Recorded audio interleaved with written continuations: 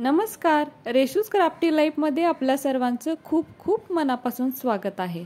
प्रत्येक घरात उपलब्ध असणारी वस्तू म्हणजे ही आता गोळ्यांची पाकिटं झालेली आहेत। आजारी असेल म्हणजेच बरे नसेल तेव्हा काय करतो, अशी ही आपण गोळ्याची पाकिटं आणतो, यातील गोळ्या खातो आणि ही गोळ्यांची पाकिटं आपण फेकून देतो। पण इथून पुढे मात्र हा व्हिडिओ पाहिल्यानंतर ही गोळ्यांची पाकिटं तुम्ही कधीच फेकून देणार नाहीत। म्हणजे फेकताना आता 10 वेळा विचार कराल, इतका हा उपयोगी व्हिडिओ आहे। तर व्हिडिओ शेवटपर्यंत नक्की पहा।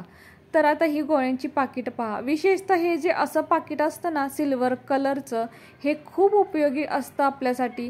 किंवा अशा प्रकारे सुद्धा जे दुसरं पाकिट आहे तो सुद्धा आपण वापरू शकतो।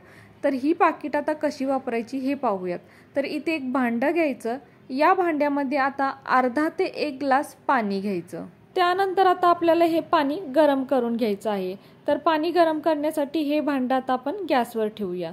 आता यानंतर अर्धा चमचा बेकिंग सोडा म्हणजेच खाण्याचा सोडा जो आपल्या नेहमी घरी उपलब्ध असतो तो या पाण्यामध्ये टाकायचा आणि चमच्याने चांगला मिक्स करायचा। तसेच यानंतर आता आपल्याला यामध्ये गोळ्यांची पाकिटं टाकायची आहेत। पण ही गोळ्यांची पाकिटं मात्र अशीच यामध्ये टाकायची नाही, तर काय करायचं, एक कैची घ्यायची आणि कैचीने या पाकिटाचे असे बारीक बारीक तुकडे करून टाकायचे आहेत। तर जसं मी व्हिडिओमध्ये दाखवते त्याप्रमाणे असे बारीक बारीक तुकडे करून टाकायचे। हवं तर हे गोळ्यांचं पाकिट आपण असं सुद्धा टाकू शकलो असतो, पण हे असे बारीक बारीक कापून टाकल्यामुळे काय होतं, याचा रिझल्ट अगदी बेस्ट दिसून येतो। म्हणजे खूप छान असा याचा उपयोग होतो। तर हे पहा, इथे मी बारीक बारीक थोडं केलेलं आहे, पण आपण हवं तर थोडे मोठे सुद्धा असे तुकडे करू शकतो। तर हे पहा, खूपच बारीक केले पाहिजे असं काही नाही, अशा पद्धतीने छोटे मोठे तुकडे केले तरीही चालतील। आता यानंतर काय करायचं, या पाण्याला एक चांगली उकळी आणू द्यायची। तर इकडे आता हे पहा, आपण या कैचीने हे पाकिट कापल्यामुळे काय होतं, या कैचीची धार सुद्धा अगदी चांगली होते। त्यामुळे ज्या कैचीची धार कमी झाली असेल त्या कैचीने शक्यतो ही गोळ्यांची पाकिटं कापायची, म्हणजे कैचीला धार सुद्धा चांगली येते। तर हा सुद्धा एक छान उपयोग इथे होऊन जातो। आता यानंतर या पाण्याला आपल्याला उकळी आणायची आहे, त्यामुळे सुरुवातीला गॅस मोठा ठेवायचा, म्हणजे पाण्याला लवकर उकळी येईल। तर पाणी चांगलं गरम झाल्यानंतर काय करायचं, आपल्याकडे जे काही चांदीचे दागिने असतील, आता ही तुम्ही जोडवी पहा किती काळी पडलेली आहेत, बघून घ्या म्हणजे नंतर तुम्हाला याचा रिझल्ट दिसेल। तसेच हे पैंजण सुद्धा पहा, हे तर किती काळं पडलेलं आहे। तर हे सुद्धा पैंजण मी या पाण्यामध्ये टाकते, खूपच काळं पडलेलं आहे, याचा रिझल्ट नंतर दिसेलच। त्यामुळे सर्व दागिने आता पाहून घ्या। तर हे पहा, दुसरं सुद्धा किती काळं पडलेलं आहे। तर हे सुद्धा पैंजण मी आता या पाण्यामध्ये टाकते। आता एका चमच्याने पुन्हा हे पाणी थोडंसं ढवळून घ्यायचं। यानंतर पाण्याला एक चांगली उकळी आणायची व उकळी आल्यानंतर गॅस बंद करायचा। तर आता इथे गॅस बंद केलेला आहे, पण पाणी खूपच गरम आहे, उकळी आलेलं पाणी आहे, त्यामुळे याला थोडंसं कोमट होऊ द्यायचं किंवा थंड होऊ द्यायचं। तर एका चमच्याने पुन्हा याला थोडंसं ढवळून घ्यायचं व आता हे पाणी थोडंसं कोमट किंवा पूर्ण थंड होऊ द्यायचं। तर हे भांडं आता आपण गॅसवरून खाली उतरून घेऊया। तर बघू शकताय पाण्यातून वाफ निघते, म्हणजे खूपच गरम आहे। तर पाणी पूर्ण थंड झाल्यानंतर आपण याची जादू पाहूया। तर साधारण एक 15 मिनिटं झालेली आहेत आणि भांडं थंड आहे, म्हणजे हाताला चटका बसत नाही व यातील पाणी सुद्धा थंड झालेलं आहे। आता आपण यातले दागिने काढून पाहूया। तर वाव, बघितलीच जादू, हे पैंजण यामध्ये टाकताना कसं होतं, एकदम काळं मिट्ट होतं, खूप काळं झालं होतं आणि आता या पाण्यातून काढताना पहा, खरंच जादू झाली ना, अगदी नव्यासारखं चमकत आहे, खूपच छान झालेलं आहे।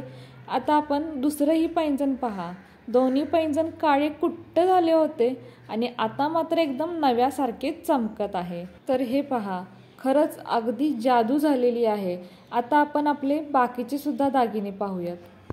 तर हे पहा, ही जोडवी सुद्धा खूप काळी कुट्ट पडली होती आणि आता पहा, अगदी नव्यासारखी पांढरी शुभ्र झालेली आहेत, अगदी चमकत आहेत ना। हे पहा, एकदम नवीन वाटत आहेत, अगदी सर्व चांदीचे दागिने ते चमकत आहेत। कोणीही म्हणणार नाहीत की हे जुने दागिने आहेत, कोणालाही बघून असंच वाटेल की हे आत्ता नवीनच आणलेले आहे। या सर्व दागिन्यांना अगदी सुंदर चमक आलेली आहे। खरंच एखाद्या टाकाऊ वस्तूपासून आपण या महागड्या वस्तू चमकवत आहोत, अगदी खूपच छान वाटतं हे मला। आता हे पाणी आपल्याला असंच फेकून नाही द्यायचं, तर काय करायचं, यामध्ये आहे ना औषधाचा कडूपणा उतरलेला आहे, शिवाय आपण यामध्ये बेकिंग सोडा टाकलेला आहे. तर पुन्हा हे भांडं गॅसवर ठेवायचं आणि चांगलं याला गरम करून घ्यायचं. गरम झाल्यानंतर हे पाणी आपल्याला बेसिनमध्ये ओतायचं आहे. तर सर्वात आधी हे बेसिन बघून घ्या.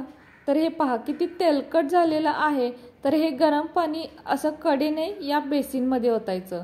पाणी ओतताच येताच तेलकटपणा नाहीसा होईल. तर हे पहा बेसिन तेलकट आहे आणि हे पाणी जसं पडेल तसं याचा तेलकटपणा नाहीसा होते. बघितलात ना, ही सुद्धा किती छान अशी जादू झालेली आहे.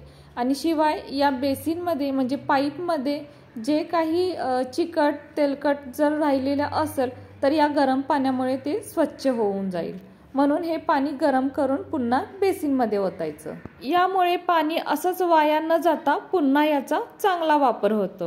आता इकडे आपले हे दागिने पाहू शकताय, खूप छान चमकत आहेत. हवं तर यांना आपण पुन्हा ब्रशने घासू शकतो, पण मला आता इथे त्याची गरज वाटत नाही, इतके हे चकचकीत निघालेले आहेत. तर आता काय करूया, आपण हे फक्त स्वच्छ पाण्याने बेसिनमध्ये धुवून घेऊयात. तर इथे दागिने स्वच्छ पाण्याने धुवून घेतलेले आहेत आणि दागिन्यांना पाहून अप्रतिम हा शब्द निघतो.